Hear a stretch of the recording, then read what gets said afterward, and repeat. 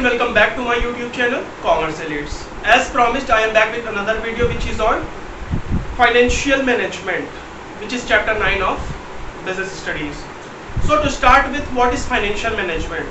So financial management is concerned with efficient acquisition of finance, utilization of finance and distribution or disposal of surplus for the smooth working of organization. कहने का मतलब इसमें हम कैसे efficiently finance को acquire करें, कैसे उसे यूज करें और किस तरह से सरप्लस को डिस्ट्रीब्यूट करें ताकि हमारे ऑर्गेनाइजेशन की स्मूथ वर्किंग होती रहे। इस पूरे प्रोसेस को बोलते हैं फाइनेंशियल मैनेजमेंट। आ जाते हैं इसके ऑब्जेक्टिव्स पे।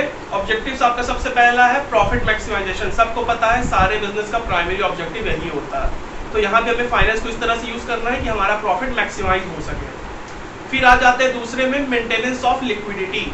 लिक्विडिटी क्या होती है? Basically fast cash. कहने का मतलब हमें day to day expense meet up करने के लिए हमारे पास कैश होना चाहिए। कहने का मतलब वर्किंग कैपिटल रिक्वायरमेंट को मीटअप करने के लिए हमारे पास कैश होना चाहिए। फिर इसी में मीटिंग ऑफ फाइनेंशियल कमिटमेंट्स। अब यहाँ हम फर्म की बात कर रहे हैं, इंडिविजुअल पर्सन की नहीं।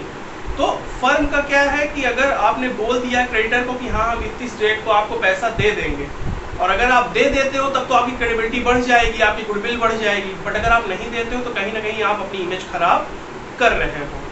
फिर इसी में है प्रॉपर यूटिलाइजेशन ऑफ फंड, जो कि डिफिनेशन में भी था।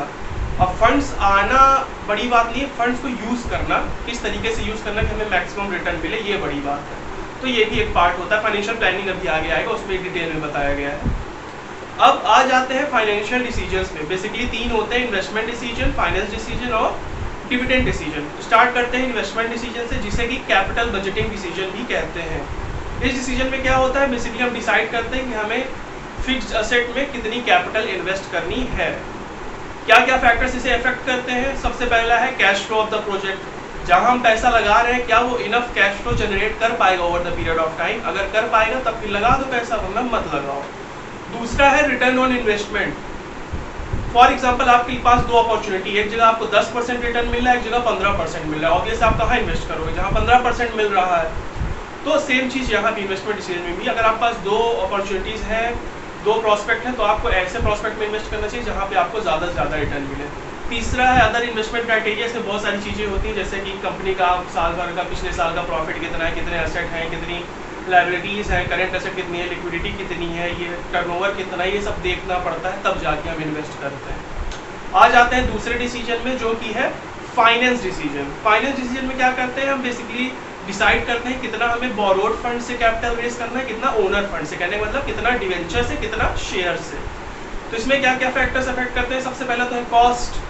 अब सबको पता है डिवेंचर को रेज करने में कोई कॉस्ट नहीं होती है, क्योंकि सबसे सेफ होता है वो इन्वेस्टर के पॉइंट ऑफ व्यू से, क्योंकि अगर आपको प्रॉफिट हो या लॉस हो आपको आपका इंटरेस्ट मिलेगा ही मिलेगा। बट शेयर के लिए आपको थोड़ा बहुत एडवर्टीजमेंट करना पड़ता है, जिसको कि फ्लोटेशन कॉस्ट बोलते हैं। तो अगर आपको कॉस्ट इनकर कर सकते हैं तो आप शेयर से मार्केट से पैसा उठाइए, अगर कॉस्ट इनकर नहीं कर सकते हैं तो आप डिवेंचर पे डिपेंडेंट रहिए। फिर है इसी में कैश फ्लो पोजीशन। अगर आपकी कैश फ्लो पोजीशन अच्छी है, आपके पास रेगुलर कैश आ रहा है, तो आप डिवेंचर से पैसा उठा सकते हैं। क्यों? क्योंकि डिवेंचर में क्या होता है, आपको रेगुलर इंटरेस्ट देना पड़ता है, इर्रिस्पेक्टिव कि आपको प्रॉफिट हो रहा है या लॉस हो रहा है। तो अगर आपके पास रेगुलर पैसा आ रहा है, कैश फ्लो पोजीशन अच्छी है, तो आप डिवेंचर से इशू कर सकते हैं पैसा, और अगर नहीं आ रहा है तो फिर शेयर इशू करना पड़ेगा।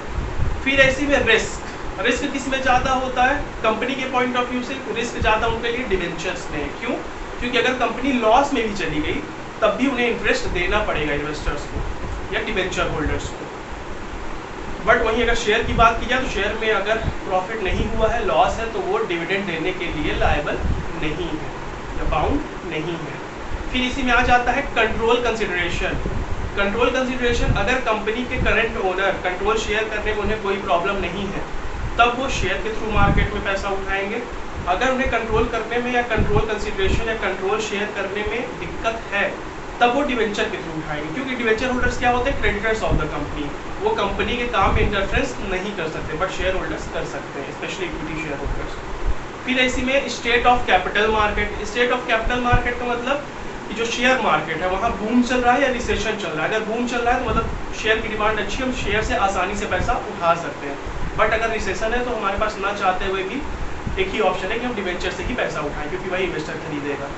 आ जाते हैं तीसरे डिसीजन में, जिसको कि बोलते हैं डिविडेंड डिसीजन। इसको रेसिडुअल डिसीजन भी बोलते हैं। रेसिडुअल क्यों बोलते हैं? रेसिड्यू क्या होता है? बेसिकली बचा कुचा माल। तो जब सारे सबके हमने डिवेंचर का प्रॉफिट दे दिया, टैक्स वगैरह दे दिया, तब जो हमारे पास प्रॉफिट का हिस्सा बचता है उसके साथ क्या करना है? बेसिकली दो चीज़ें करते हैं हम, या तो रिटेन अर्निंग रख लेते हैं या डिविडेंड डिस्ट्रीब्यूट कर देते हैं। तो इसके भी कुछ फैक्टर्स अफेक्ट करते हैं। क्या क्या है? सबसे पहला तो अर्निंग। अगर आपकी अर्निंग अच्छी है तो आप डिविडेंड दे सकते हो प्रॉपर। अर्निंग अच्छी नहीं है तो आप प्रॉपर डिविडेंड नहीं दे पाओगे। फिर इसी में है ग्रोथ अपॉर्चुनिटीज़। ग्रोथ अपॉर्चुनिटीज़ मतलब अगर आप फ्यूचर में सोच रहे हो कि हाँ हमें अपना बिजनेस बढ़ाना है, तो आप डिविडेंड कम दोगे, रिटेन अर्निंग ज़्यादा रखोगे। क्यों? क्योंकि रिटेन अर्निंग को ही आप बिजनेस में इन्वेस्ट करके अपने बिजनेस को ग्रो कर सकते हो। फिर है इसमें प्रेफरेंस ऑफ शेयर होल्डर्स। दो तरह के शेयर होल्डर्स होते हैं, यंग ओल्ड। ओल्ड वाले क्या होते हैं? वो सेफ खेलना चाहते हैं। वो चाहते हैं भैया कि हमें तुम 10 ही हज़ार दो लेकिन हमारा डिविडेंड देते रहो। तो वहीं जो यंग इन्वेस्टर्स हैं वो कहेंगे हाँ भैया आप अपनी कंपनी में इन्वेस्ट कर लो, कंपनी की ग्रोथ करो, कंपनी की वैल्यू बढ़ाओ ताकि फ्यूचर में हमें और ज़्यादा रिटर्न मिल सके। फिर इसी में आ जाता है टैक्सेशन पॉलिसी। अगर टैक्स आपको ज़्यादा देना है, कहने का मतलब कंपनी को अगर टैक्स ज़्यादा देना पड़ रहा है तो ऑब्वियस है वो डिविडेंड कम दे पाएंगे।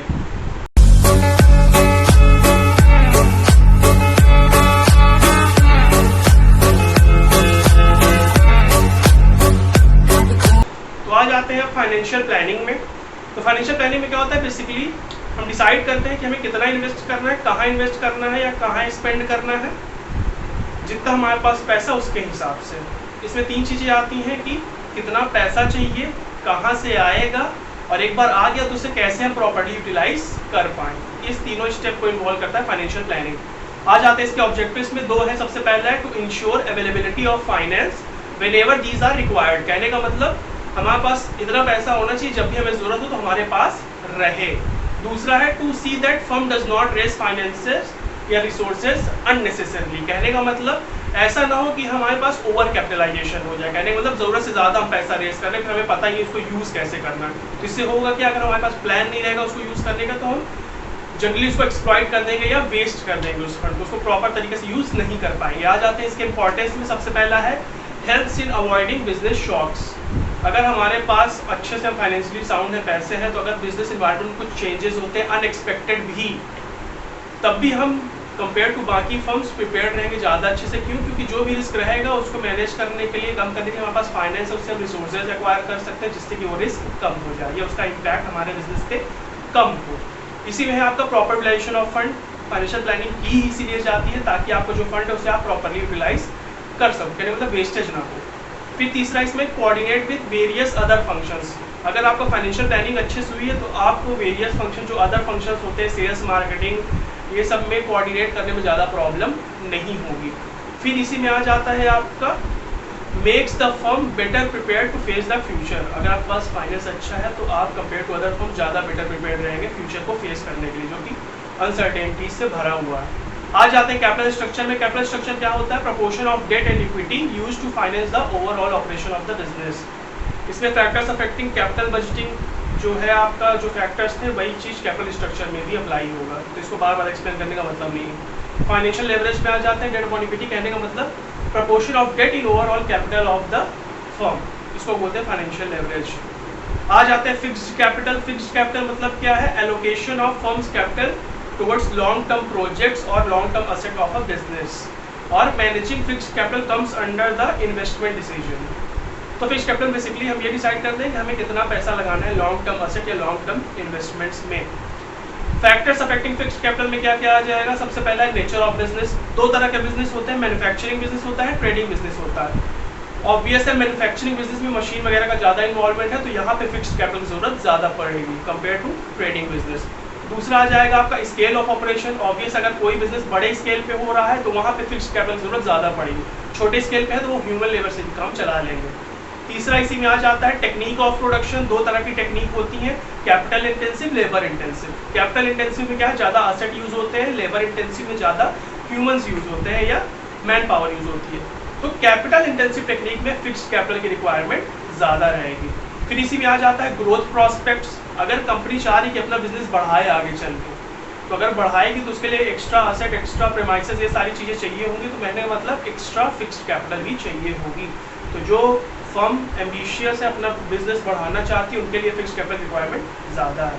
फिर इसी में आ जाता है अवेलेबिलिटी ऑफ फाइनेंस और लीज। अगर आपको इजीली फाइनेंस मिल जाता है या लीज पे एसेट्स वगैरह मिल जाते हैं तो हो सकता है आपको फिक्स्ड कैपिटल की जरूरत कम पड़े, बट अगर नहीं मिलता है तो ज़्यादा पड़ेगी। इसी में है level of collaborations and joint ventures. अगर आपके साथ कोई कंपनी कोलैबोरेट कर रही है या आप जॉइंट वेंचर मिलकर फॉर्म कर रहे हैं तो आपके पास उस कंपनी के भी एसेट आ गए तो उस केस में आपको फिक्स्ड कैपिटल की ज़रूरत कम पड़ेगी। बट अगर ऐसा आपके पास ऑप्शन नहीं है, कोई आपके साथ कोलैब नहीं कर रहा, आप अकेले ही हो, तो आपको फिक्स्ड कैपिटल की ज़रूरत ज़्यादा पड़ेगी।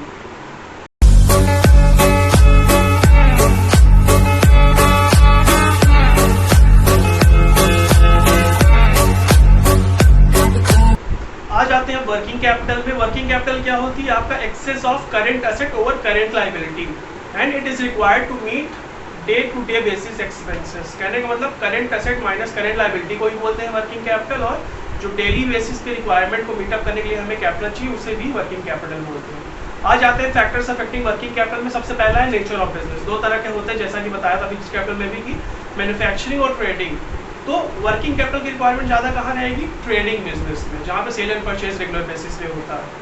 आ जाते हैं फिर स्केल ऑफ ऑपरेशन में। ऑब्वियस अगर लार्ज स्केल बिजनेस है तो वहाँ पे वर्किंग कैपिटल की जरूरत ज़्यादा पड़ेगी। फिर है टेक्निक ऑफ प्रोडक्शन या प्रोडक्शन साइकिल। टेक्निक दो तरह की होती है, labour intensive, capital intensive. Labour intensive में वर्किंग कैपिटल की जरूरत ज़्यादा पड़ेगी। और प्रोडक्शन साइकिल का क्या मतलब है? कितना जल्दी आपका इनपुट आउटपुट में कन्वर्ट होता है या रॉ मटेरियल फिनिश प्रोडक्ट में कन्वर्ट होता है। अगर प्रोडक्शन साइकिल आपकी शॉर्ट है, जल्दी ये चीज़ हो जाती है, तो जल्दी आपका प्रोडक्ट तैयार हो जाएगा, जल्दी मार्केट में बिक जाएगा, जल्दी आपके पास रेवेन्यू आ जाएगा। इस केस में आपको वर्किंग कैपिटल की ज़रूरत कम पड़ेगी। बट अगर आपकी प्रोडक्शन साइकिल लंबी है, बहुत टाइम लग रहा है प्रोड्यूस होने में, फिर सेल होगा तब आएगा, तो प्रोडक्शन साइकिल अगर लंबी है तो वर्किंग कैपिटल की ज़रूरत ज़्यादा पड़ेगी। अगर प्रोडक्शन साइकिल शॉर्ट है तो वर्किंग कैपिटल की ज़रूरत कम पड़ेगी। फिर इसी में है ग्रोथ प्रॉस्पेक्ट्स। ऑब्वियस जो भी फर्म अपना बिजनेस एक्सपैंड करना चाहते हैं उनको वर्किंग कैपिटल की ज़रूरत ज़्यादा पड़ेगी। अगर इन्फ्लेशन आ गया तब भी वर्किंग कैपिटल की ज़रूरत ज़्यादा पड़ेगी। कंपटीशन ज़्यादा है तब भी वर्किंग कैपिटल की ज़रूरत ज़्यादा पड़ेगी। फिर इसी में है क्रेडिट अवेल या क्रेडिट अलाउड। क्रेडिट अवेल मतलब होता है कि आपको उधार पे कितना आसानी से सामान मिल जाता है। कहने मतलब जो आपके सप्लायर हैं कि आपको लॉन्ग टर्म क्रेडिट पे सामान दे पा रहे हैं, अगर वो लॉन्ग टर्म क्रेडिट पे सामान दे पा रहे हैं तब आपको वर्किंग कैपिटल की ज़रूरत कम पड़ेगी। बट अगर उसको ये कह रहा है कि नहीं भैया हमारा तुरंत 2 दिन के अंदर या 1 हफ्ते के अंदर पैसा दे दो, तब आपको वर्किंग कैपिटल की ज़रूरत ज़्यादा पड़ेगी। इसका उल्टा भी हो सकता है कि आप अपना गुड्स कैसे सेल कर रहे हैं। अगर आप लॉन्ग टर्म क्रेडिट पे सेल कर रहे हैं तो आपको वर्किंग कैपिटल की ज़रूरत ज़्यादा पड़ेगी। बट अगर आप तुरंत कैश बेसिस पे सेल कर रहे हैं तो आपको वर्किंग कैपिटल की ज़रूरत कम पड़ेगी, क्योंकि आपके पास डेली बेसिस पे पैसा आता रहेगा। So okay, thank you guys. Please like and subscribe my channel commerce elites. मेरी नेक्स्ट वीडियो होगी नेक्स्ट चैप्टर में जो कि financial markets. Okay, thank you.